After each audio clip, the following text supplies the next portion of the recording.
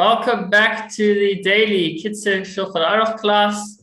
We are up to section 64 of the Kitzur Shulchan Aruch, and we are learning about business with prohibited items.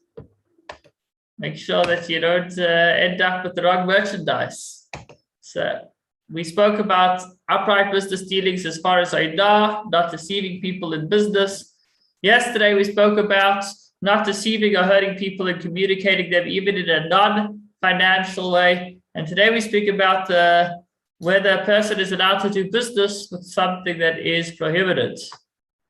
And the answer, in short, or the simple answer, is no.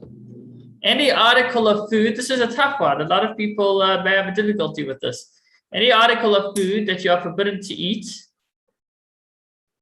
and the article is used exclusively as food, even if you're allowed to make use of it, you may not offer it for sale or use it as a security for a loan. Even buying it to feed your non-Jewish worker is prohibited. But if it is something that is not used for food, such as horses, donkeys, then you can do business with them.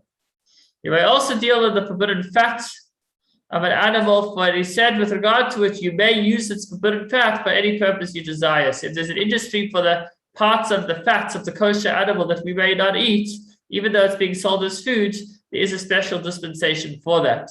But otherwise, it means that for a Jew to be doing business with non-kosher foods is actually something that is forbidden by the sages. I'm remembering now of a particular, I heard the story from somebody was relating about, I think his father. I remember who it was. Either his father or his grandfather, I think his father.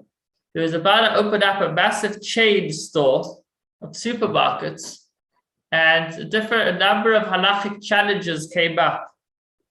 Obviously, one of them would be Shabbos and others, but the one challenge which he had a particular difficulty with was addressing the prohibition of making money of selling non-kosher food, and he actually ended up aborting the project. He didn't open up the chain of stores. He invested his money elsewhere. Now, that doesn't mean that there aren't solutions. Speak to your local Orthodox rabbi, but to keep it simple, one is not allowed to make money of non-kosher food. He says even buying it to feed your non-Jewish workers is also a problem. I'm sure there's a way around that. I'll have to look more into it. I think that maybe if you didn't actually buy it to feed, I'm not sure. I'll have to get back to you on this one. If by chance you happen to acquire a forbidden thing, for example, sorry, one moment.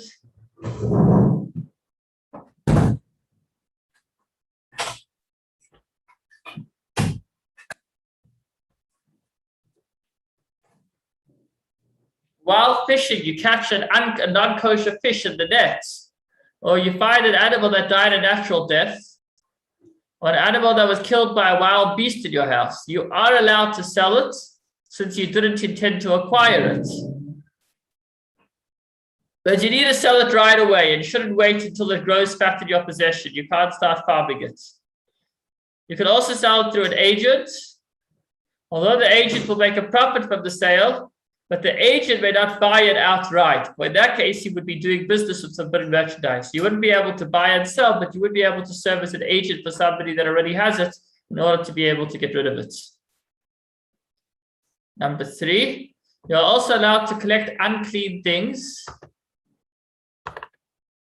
as payment for a debt. So if somebody owes you money and the only way they can pay it up is by giving you non-kosher food, then you would be allowed to get it just to get your debt paid, and then obviously you'd sell it right away. But it is forbidden to keep them in order to make a profit off them. You are permitted to wait long enough so as not to suffer any loss of the capital. So if right now it will be really bad to sell it, and if you wait a little bit, you'll be able to sell it regularly, then that's fine. But if you want to wait in order to start making more of a profit, then that's a problem of keeping it in your possession. Finally, it is permitted to deal in articles such as cheeses of non-Jews, whose consumption is forbidden only by the rabbis. If it's a food that is scripturally would be allowed, but it was forbidden by the sages. For example, non-kosher cheese, obviously if the cheese was made from the milk of a kosher animal, or non-Chalav Yisrael milk, which if not following the heter of Rav Moshe Feinstein would also is also forbidden by the sages. So in these things one would be allowed to trade, because although they forbidden, since they're only a rabbinic prohibition, so the rabbis allow one to trade them in order to make money. That brings us to the end of